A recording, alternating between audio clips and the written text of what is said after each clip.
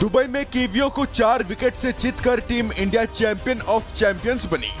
रोहित की टीम ने जैसे ही चैंपियंस ट्रॉफी पर कब्जा किया, पूरा देश जश्न में डूब गया। जगह जगह लोग घरों से बाहर निकलकर तिरंगा लहरा रहे थे, लेकिन ये जश्न खास समुदाय को रास नहीं आ रहा था।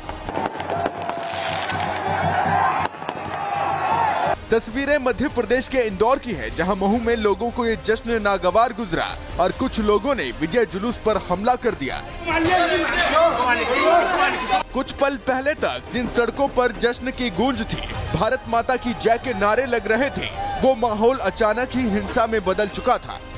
ये तस्वीर भी देख लीजिए। दिल और हाथ में पत्थर थामे ये नफरती पत्थरबाजों की फौज जो जमकर पत्थर बरसा रहे थे। इतना ही नहीं, इन लोगों ने जुलूस में शामिल लोगों के साथ मारपीट की, गाड़ियों में तोड़फोड़ और आगजनी की, जिसके बाद पूरे इलाके में तनाव का माहौल फैल गया। पुलिस को जैसे ही इस बवाल की जानकारी मिली, मौके पर पहुंचकर तुरंत मोर्चा संभाला। पूरे इलाके में भारी संख्या में पुलिस फोर्स की तैनाती कर दी गई है। मैच के संबंध में उसमें जुलूस के दौरान कुछ उसमें तनाव की स्थिति उत्पन्न हुई। उसके बाद जो है उसमें कुछ पथराव और आगजनी की घटनाएं हुई हैं। पूरा इसमें जो वैधानिक कार्रवाइयाँ हैं वो पूरी करेंगे हम अभी, और उसके अनुसार जिसमें जो लोग दोषी पाए जाएंगे उस पर भी हम कड़ी कार्रवाई करेंगे। पूरी तरीके से शांति स्थापित है, कहीं पर अब कोई भी समस्या नहीं है। इसीलिए आपके माध्यम से मैं सबसे अपील करता हूं कि सब लोग संयम रखें और किसी तरीके की अफवाह पर ध्यान न दें। महू विधायक उषा ठाकुर भी वहां पहुंची और हालात का जायजा लिया और इस पूरे बवाल को सोची समझी साजिश बताया। तो किसी ने बम अंदर की तरफ फेंका, सुतली बम था वो, और उससे पूरा धुआं उठा और पूरी सिचुएशन क्रिएट हो गई और सारे लोग पैनिक हो गए। इस तरह फिर वो बात बढ़ती चली गई। बस कुछ नहीं, बस मेरा तो कहना यह है कि मुझे समझ में ही नहीं आ रहा है कि ये जुलूस आखिर निकला कैसे, और दूसरी बात इस रूट से कैसे निकला। महू की जो घटना है, मुझे तो ये देशद्रोहिता का ही परिचय दिखती है। पहले तो जानबूझ के रास्ता डाइवर्ट किया, जिस रास्ते से जा रहे थे वहाँ एक 2-3 बाइक खड़ी कर दी, तो मजबूरन या रैली वालों को दूसरी जगह से जाना पड़ा। और जैसे ही अंदर गए, भयंकर पथराव, और ये सुनियोजित षड्यंत्र था। अब हालात कंट्रोल में हैं, लेकिन इस घटना के बाद सवाल भी उठ रहा है कि जश्न मनाने वालों पर पत्थरबाजी क्यों की गई। ये कौन लोग हैं जो टीम इंडिया की जीत को पचा नहीं पा रहे हैं? इन्हें जीत की जश्न में डूबना रास क्यों नहीं आता है? देश की जीत को अपनी जीत क्यों नहीं मानते? और इस नफरती षड्यंत्र का असली खिलाड़ी कौन है? Bureau report, Republic Bharat. Mhow में माहौल बिगड़ा तो हैदराबाद में हंगामा हुआ। जीत का जश्न में आपको खलल की 2 तस्वीरें दिखा देते हैं। पहली तस्वीर महू की है, जहां हिंसक झड़प हो गई। दूसरी तस्वीर हैदराबाद की है, जहां जीत का जश्न मना रहे लोगों पर पुलिस ने ही लाठीचार्ज कर दिया। और पुलिस के लाठीचार्ज करने की ये सारी तस्वीरें कैमरे में कैद हो गई। देखिए, लोग जश्न मना रहे हैं, लेकिन पुलिस वहां पर लाठीचार्ज करके लोगों को वहां से भगा रही है। ये 2 तस्वीरें अपने आप में बड़े सवाल पूछती है कि आखिरकार जब टीम इंडिया की जीत हुई है तो लोगों को दिक्कत क्या है? कौन वो लोग हैं जिन्हें इससे दिक्कत हुई है और उन्होंने इस तरीके से पहले महू का माहौल बिगाड़ा, तो दूसरी तरफ हैदराबाद में पुलिस ने लाठीचार्ज करके जश्न मनाते हुए लोगों को तितर बितर कर दिया। 12 साल का इंतजार, 12 साल के बाद भारत के हिस्से ये जब ट्रॉफी, चैंपियंस ट्रॉफी आई है, तो उस पर भी लोगों को अच्छा नहीं लग रहा है। और यही वजह है कि महू से लेकर के हैदराबाद तक ऐसी तस्वीरें देखने को मिली हैं जहां माहौल बिगाड़ा गया, हंगामा किया गया। दिल्ली गाजीपुर बॉर्डर पर ये जो कल देर रात एक हत्या हुई, एक युवक की हत्या कर दी गई। रोहित भाई की हत्या कर दी गई जिहादियों द्वारा। रात 2 बजे हत्या हुई, अभी तक कोई भी गिरफ्तार नहीं किया गया।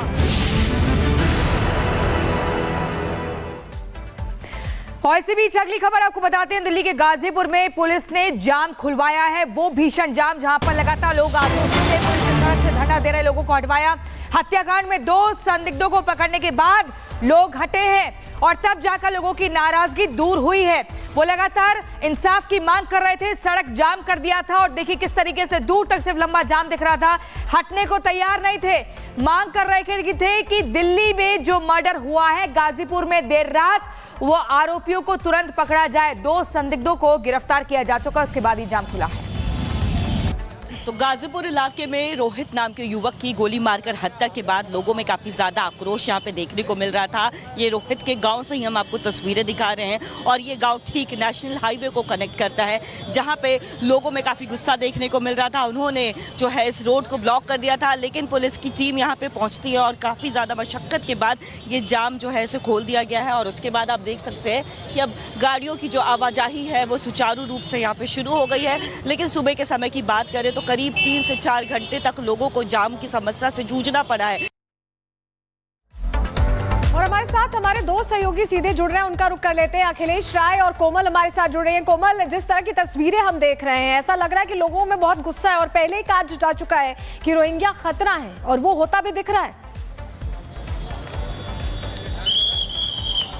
बिल्कुल, देखिए सुबह से ही लगातार हम तस्वीरें आपको रिपब्लिक भारत पर सबसे पहले दिखा रहे थे। लोगों में काफ़ी ज़्यादा आक्रोश था, वो गुस्सा था और वो जो गुस्सा है वो सिर्फ गाजीपुर में ही नहीं देखने को मिल रहा था मोनिका, बल्कि गाजीपुर से जितने भी सटे इलाके हैं वहाँ पे भी देखने को मिल रहा था, क्योंकि इस पूरे रोड को पूरी तरह से ब्लॉक कर दिया गया था।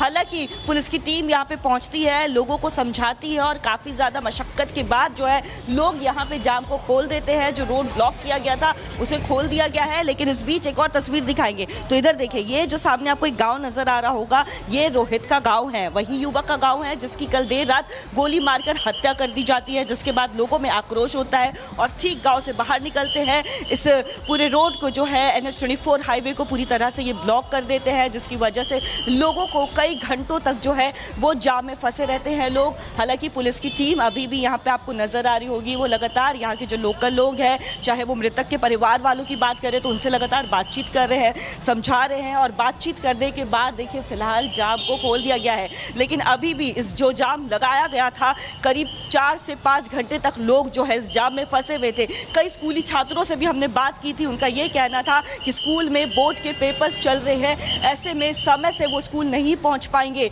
लोग ऑफिस नहीं पहुंच पा रहे हैं। तो ऐसे में ये जो एक गुस्सा था यहाँ पे कोमल, आप जानकारी दे ही रही है और हमारे साथ अखिलेश राय भी सुबह से इस खबर पर रिपोर्ट कर रहे हैं, जुड़े हुए हैं। अखिलेश जी, सबसे पहले तो आपसे यही जानकारी चाहेंगे कि 2 लोगों के अलावा क्या किसी और की गिरफ्तारी हुई है? जाम खुल चुका है, लेकिन परिजन मांग कर रहे थे कि जब तक सभी को पकड़ा नहीं जाता वो अंतिम संस्कार भी नहीं करेंगे। अब क्या परिजन राजी हो गए हैं? बिल्कुल, यहाँ करीब आप समझिए सुबह 6 बजे से जाम लगाए हुए थे, 5 घंटे तक जाम लगा रहा, लेकिन परिजनों का उस समय मांग था कि जल्द से जल्द गिरफ्तारी की जाए। पुलिस के एडिशनल डीसीपी यहाँ आते हैं और करीब 10 बजे के आसपास वो बताते हैं कि 2 लोगों को गिरफ्तार किया गया है, बाकी की गिरफ्तारी की कोशिश चल रही है और जल्द से जल्द गिरफ्तारी हो जाएगी। उनके इस आश्वासन के बाद परिवार वालों को उन्होंने समझाया कि आखिर सड़क पर बैठने से न्याय नहीं मिलेगा, हम गिरफ्तारी कर चुके हैं, बाकी लोगों को जल्द गिरफ्तार करेंगे, जिसका जिसका नाम होगा सबको सलाखों के पीछे पहुंचाएंगे, हमें कुछ वक्त दीजिए। इस बात को समझा घर वालों ने और घर वालों के सलाह पे बाकी जो लोग, आप देखिए कि ये 4 लेन पूरी तरह से जाम पड़ी थी, जैसा कि हमने लगातार सुबह से विजुअल दिखाया अपने दर्शकों को, ये सब खुल चुकी है। उसके बाद परिवार वाले माने और चले गए। पुलिस बड़ी संख्या में यहाँ तैनात थी, सारे जाम अब पुलिस हटवा रही है, अगल बगल के सभी दुकानों को बंद कराया गया। बिल्कुल, दुकानों को बंद करवाया गया है, लेकिन अब हाईवे को खोल दिया गया है। वहां पर जो लोग फंसे हुए थे, जाम की स्थिति थी, उसे पूरी तरीके से हटा दिया गया। बहुत शुक्रिया आप दोनों का तमाम जानकारी के लिए। आज़ादी के पहले से 1871 में जब इसकी स्थापना हुई, उससे तब से लेकर के अब तक निरंतर ऐसे महत्वपूर्ण स्थानों के संरक्षण के लिए, उनके रखरखाव के लिए आर्कियोलॉजिकल एक्सप्लोरेशन एंड एक्सकेवेशन के लिए निरंतर काम करता है। अभी देश में 3698 से इतनी साइट्स हैं जो ASI के अंतर्गत आती है और ASI लगातार ऐसी सारी ऐतिहासिक मूल्य की धरोहरों के संरक्षण के लिए निरंतर काम कर रहा है। माननीय अध्यक्ष महोदय, तो तस्वीर आपको लोकसभा की दिखा रहे हैं। देखिए, आज से बजट सत्र के दूसरे चरण की शुरुआत हो चुकी है और इस सत्र में मोदी सरकार को कई बिल पास भी करवाने हैं, और लेकिन सबकी